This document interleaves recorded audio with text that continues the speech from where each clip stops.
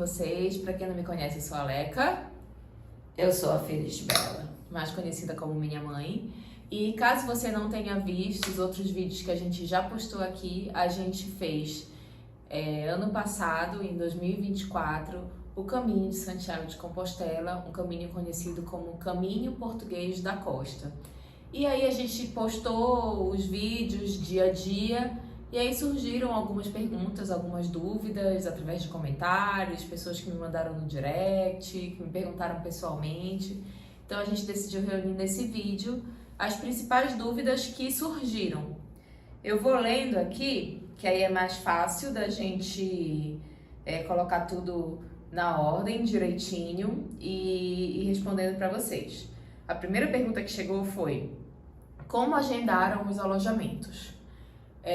A gente decidiu aqui no Brasil ainda que a gente não ficaria em albergue, né? Não ficaríamos em albergue, até porque a gente queria priorizar dormir bem, a gente não queria atrapalhar ninguém na hora de acordar. A gente sabe que no albergue, obrigatoriamente você tem que acordar muito cedo, porque tem albergue que até fecha, né? 8 horas da manhã, não pode ter ninguém no albergue. E aí a questão do banho, ia ter que ser tudo muito sincronizado, a gente não queria ter essa preocupação, então a gente já saiu do Brasil com todos os hotéis reservados.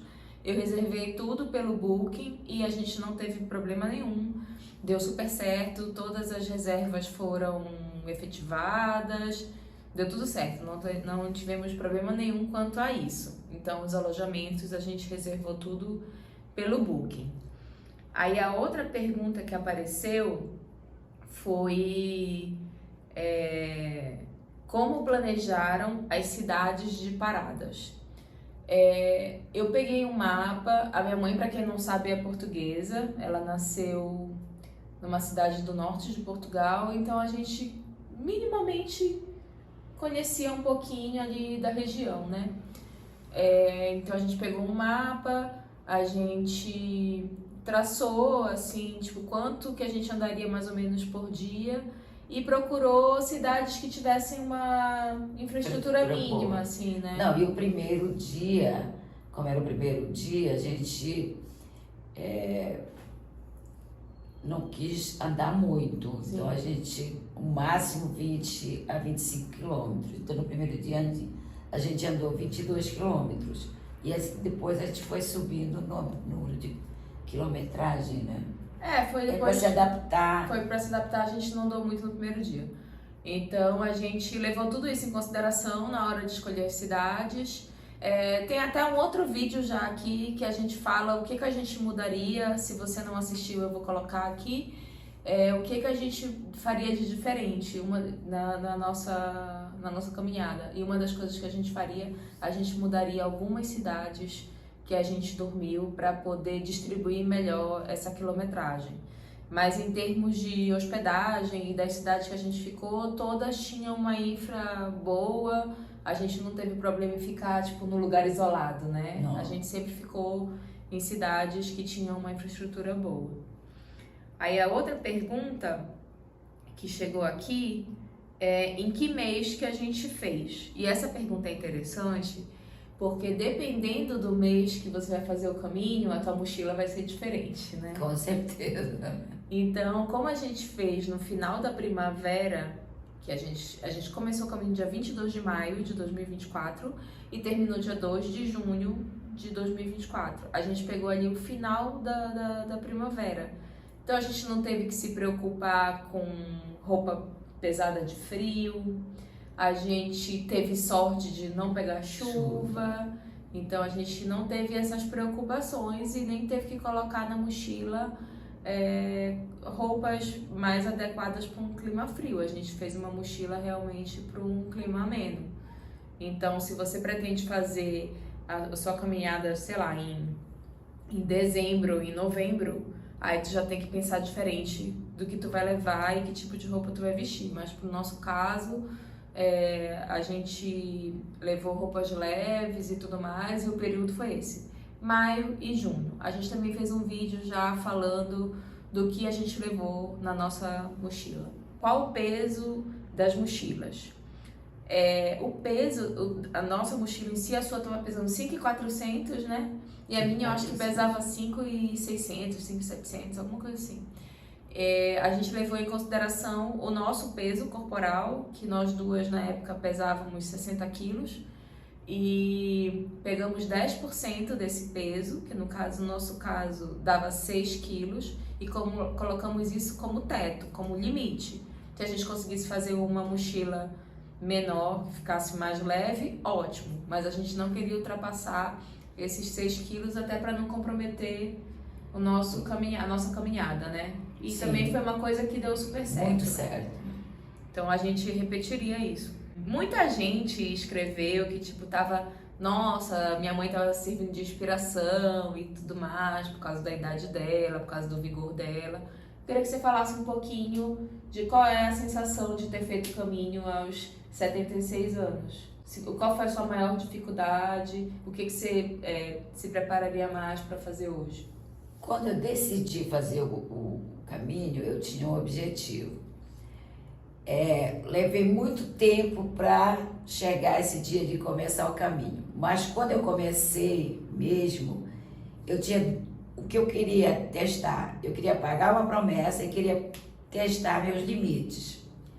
Então, eu me sentia bem fisicamente, mas eu não sabia como é que meu corpo ia se comportar com a quilometragem de 20, 25, 30 quilômetros. E foi uma grande surpresa para mim mesmo, porque eu me senti muito bem. Lógico que quando eu chegava cansada, mas eu descansava à noite, no outro dia eu estava pronta para iniciar uma nova caminhada. Então foi muito bom, faria de novo e quero fazer de novo. Isso aí é o próximo dilema. Ela quer fazer e tu quer fazer o francês, né? Tem isso aí. Só aceita se for o francês. E quer fazer comigo. Completo, né? E contigo. E quer fazer comigo. Ela quer se for com outra pessoa, não quero não. Então vem. Sozinha, né? Jamais. Essa questão de fazer sozinha também é muito pessoal. A gente encontrou vários peregrinos que estavam fazendo sozinho e todos relataram que estava sendo uma experiência boa, mas a maioria das pessoas que faz sozinha, acaba formando ali uma galerinha, mesmo que aquela galerinha seja a galerinha do dia, sabe? Sempre tem um apoio e tal, mas geralmente essas pessoas ficam em albergue. A gente não teve esse tipo de experiência por não ter ficado em albergue, então a gente não teve tanto essa troca. A troca que a gente tinha era mais quando encontrava no café, no caminho. E era aquela coisa do dia também. Poucas pessoas a gente encontrou mais de uma vez. Mas a experiência foi muito bacana, muito legal. Aí teve esse outro comentário aqui, que a pessoa falou assim: foi uma má decisão a escolha do caminho. Deveriam ter ido pelo complementário. Vocês foram pela zona industrial. O outro é lindo pelo meio da floresta. Diga, Felisberto. Leca, é porque você não vai por mim. Eu falei, Leca, vamos por esse caminho, porque eu li que é melhor, porque é arborizado, e lá, como é zona industrial, não vai ter árvore, vai ser muito quente. Tá, mãe, mas é menos, menos quilometragem, era menor. É porque tava assim, era menos 1,2 km e o grau de dificuldade era fácil. E o complementário era mais 1,2 km e o grau de complexidade era médio.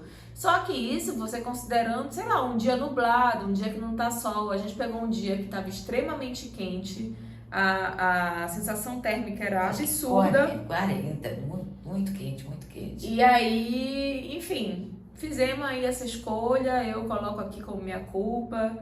E não tem como voltar. Não, mas não é questão de culpa, foi uma decisão, a gente tomou uma decisão, a gente cumpriu. Em muitos momentos do caminho você vai ter que tomar decisões. Hoje não faríamos, hoje eu iria pelo complementar e indico que a pessoa vá pelo complementar. Isso. Principalmente se tiver um dia quente. Em muitos momentos do caminho, você tem mais de uma opção para seguir. E o caminho é feio, da área industrial. Era só indústrias mesmo. Mas eu tô falando não só especificamente nesse ponto, que foi no dia que a gente fez Valência do Minho para o Porrino, que foi esse trecho. Eu tô falando do caminho todo. Em muitos momentos você vai encontrar, tipo, setas tanto para a esquerda quanto para a direita. E na verdade são caminhos opostos que vão te levar para o mesmo lugar, só que você vai ter experiências diferentes. Você tem que tomar a decisão ali na hora.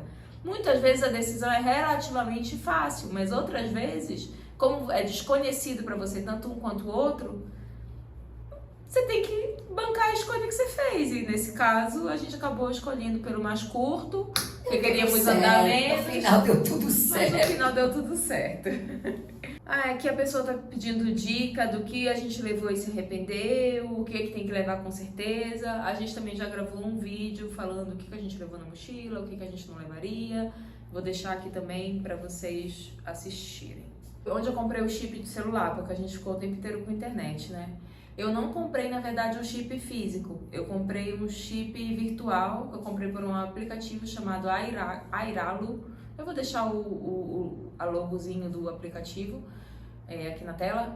Eu baixei esse aplicativo no meu celular e aí eu escolhi qual era o país, quantos dias eu queria, quanto era o tamanho, né, a capacidade do chip que eu queria. Comprei tudo virtual, instalei, funcionou super bem. A gente não ficou em momento algum sem internet. O chip funcionou muito bem. Qual é o modelo da meia? Tá até aqui a meia.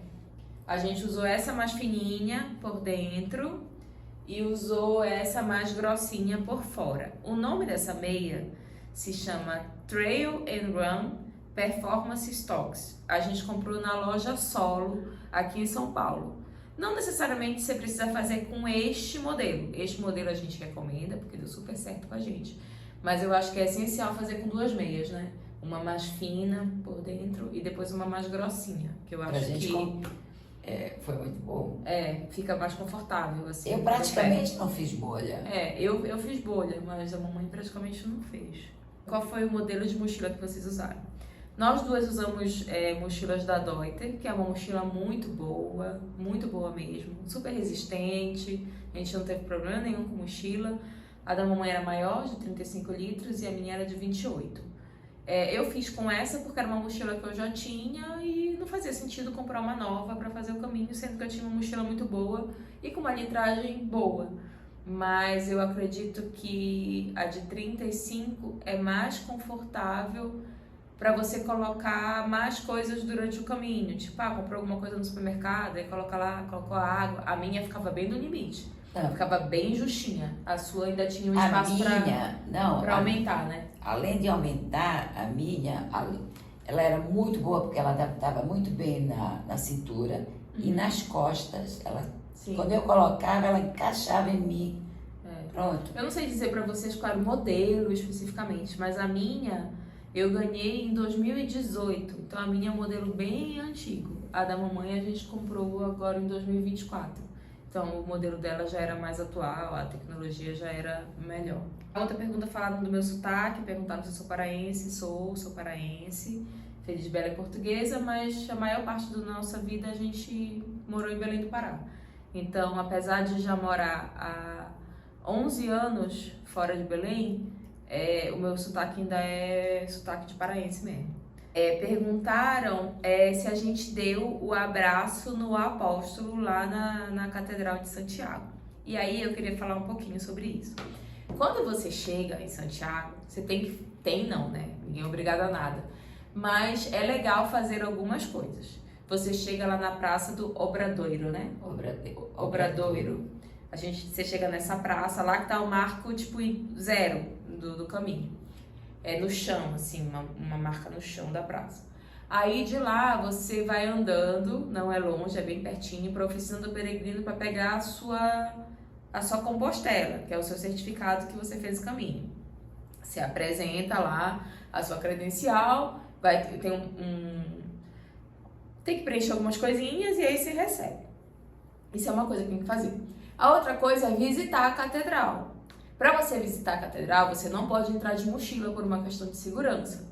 Então, a gente resolveu que a gente visitaria a catedral só no dia seguinte. E aí, todo dia tem a missa do peregrino. É legal também assistir a missa do peregrino, que é super emocionante. Dá para entender tudo, a missa é em espanhol, mas dá para entender tudo. E quando termina a missa, se forma uma fila para você passar na frente da cripta, né? e aí sobe uma escadinha para você dar o abraço no apóstolo. Só que hoje em dia é um volume muito grande de peregrino, muita gente, fica um segurança lá, então não pode nem filmar e nem fotografar, então por isso que nos vídeos não aparece. Mas a gente deu o abraço, assistiu a missa, não vimos o botafumeiro funcionando porque não é todo dia que eles colocam ele para funcionar, tem uns dias específicos, né? Não, às vezes está em manutenção, é uma coisa. Nós não demos sorte, assistimos 2 missas e não, o botafumeiro não funcionou nesse dia. A entrada para a cripta fica embaixo do altar-mor. Sim. Então, a entrada fica à esquerda de quem está na nave central. Sim. Aí você desce uma escadinha, aí tem lá onde está o mausoléu do Santiago. Aí você sobe. Sim. Quando você sobe, você já sobe para dar o abraço no apóstolo. A gente não conseguiu filmar porque é proibido filmar. Você ainda tentou me filmar, né? Sim, aí a moça falou que não podia ir. Não tinha, mas aí você abraça o apóstolo. É uma emoção assim diferente, não dá para descrever o que você sente. E eu agradeci ao apóstolo por ele ter me dado forças de fazer todo o caminho tranquila, com saúde, sem problema praticamente nenhum. Só com susto, né? Que tu caiu lá e me deu um susto. Mas foi só um susto. Só o susto, mas faz parte. E aí eu queria que tu falasse também desse livrinho que tu ganhou de presente e que tinha umas dicas legais, né? Esse livro eu ganhei do meu genro. Nós estávamos visitando Viana do Castelo, lá em cima onde tem... Uma outra viagem. E tinha uma lojinha, e aí ele viu esse livrinho, como ele sabia que eu gostaria de fazer o Caminho de Santiago, ele me deu de presente. E foi uma grande surpresa, porque esse livrinho ajudou muito a gente durante o caminho. Durante o caminho, porque ele vai descrevendo o que tem. No quilômetro tal tem uma subida, no quilômetro tal você tem um café. E assim ele vai descrevendo até chegar ao local, então foi muito bom. Sim, e ele inclusive fala dessa questão quando chega lá em Santiago, tipo, o que você pode fazer lá na cidade. A gente visitou não só a catedral, como a gente visitou os telhados da catedral, que eu super recomendo. No outro dia. No outro dia a gente fez isso. Que eu super recomendo esse passeio, é muito legal. O passeio custa 12 euros, mas se você comprovar através ou da credencial ou de uma foto no seu celular, enfim, se você comprovar de alguma maneira que você é peregrino, você paga 10 euros. E eu acho que eu não estava com credencial, eu mostrei uma foto. Deu direito a gente visitar o museu. O museu e o teto da catedral. Que o telhado, a visita tem que ser agendada, porque vai uma guia e tal, aí você consegue ver de uma janelinha lá a catedral. É bem legal, bem interessante. Tem uma pergunta aqui, perguntando se a gente foi para Finisterra. A gente não foi, nem visitou e nem foi andando, mas existem essas duas possibilidades, caso você queira fazer. Tem gente que vai andando até Finisterra, até ganha um outro certificado, né? Parece mais 3 dias. Quem conclui ganha um outro tipo de certificado. E tem vários passeios, assim, de bate-volta. Você vai, conhece lá, é conhecido como fim do mundo, né? Vai, conhece lá e aí volta para Santiago. A gente deixou para uma outra oportunidade e não fizemos. Perguntaram se a gente começou e terminou pelo Porto. Essa é uma pergunta interessante. Você pode começar o caminho de Santiago por infinitas cidades. Tem várias ramificações e vários tipos de caminho para você chegar em Santiago. O primordial para você ganhar a sua credencial de peregrino é ter feito pelo menos os últimos 100 quilômetros. E você tem que comprovar esses últimos 100 quilômetros com pelo menos 2 carimbos ao dia na sua credencial. a gente escolheu começar pela cidade do Porto. Como a gente saiu do Brasil de Guarulhos, a gente preferiu pegar um voo direto para Lisboa. De Lisboa, a gente ficou um dia em Lisboa, foi na Decathlon, comprou cajado, comprou capa de mochila. E aí de Lisboa a gente pegou um ônibus e foi pro Porto. Foi mais ou menos umas 3 horas e meia, né? Foi muito tranquilo, foi barata a passagem. Se eu não me engano foi menos de 10 euros. E foi muito tranquilo. A gente pegou da estação Oriente e desceu na estação Campanhã, no Porto. E foi bem tranquilo. E aí do Porto a gente ficou no hotel e fez o caminho todo. Quando chegou em Santiago de Compostela, muita gente vai para o aeroporto e pega um voo para uma outra cidade da Europa. Muita gente faz isso via Espanha, via Madrid. É o mais comum, na verdade. A pessoa sai daqui do Brasil, faz Guarulhos, Madrid, por exemplo. Aí de Madrid pega um voo, vamos supor, se ela for começar do Porto para o Porto, e na volta ela pega um voo de Santiago de Compostela para Madrid.